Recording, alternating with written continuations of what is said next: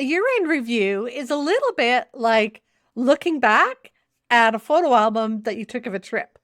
And what happens for most of us is when we try and sit down at the end of the year and just take a quick look back, we have what's called recency bias. We only look at maybe the last few weeks or maybe the last month, which may have been really hectic or really stressful or really relaxed.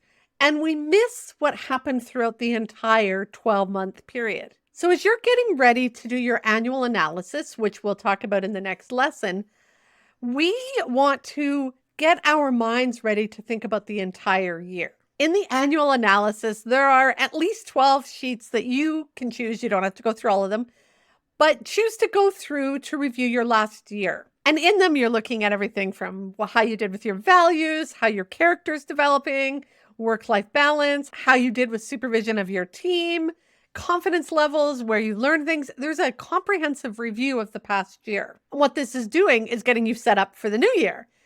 But again, if we are just looking at the last few months, we're missing the bigger picture. So what I've provided for you is a little checklist of a lot of places that you may want to review, look at, check out prior to doing your annual analysis. It's the opportunity to go through and sort of get a sense again of the entire year from a bigger, broader perspective. So you're going to look in places like scanning your day timer or your digital calendar or the calendar on the fridge that you and your family have.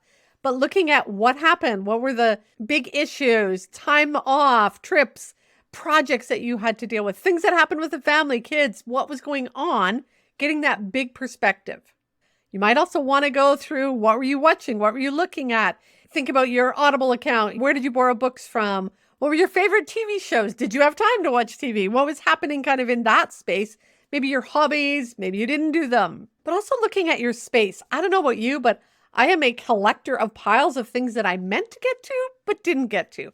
So that's another place to look at. Your digital files. What's the things on your desktop, on your computer that I'm going to get to, and you never do. So again, this is just a quick checklist for you to scan and consider which areas, again, you do not need to do all of these, but which areas might you want to go back and just do a quick review of to get a bigger, broader sense of the year, to give you a better perspective before you dive into your annual analysis. And again, remember, the whole point of this exercise is we want to look back to prepare us for going forward in the new year.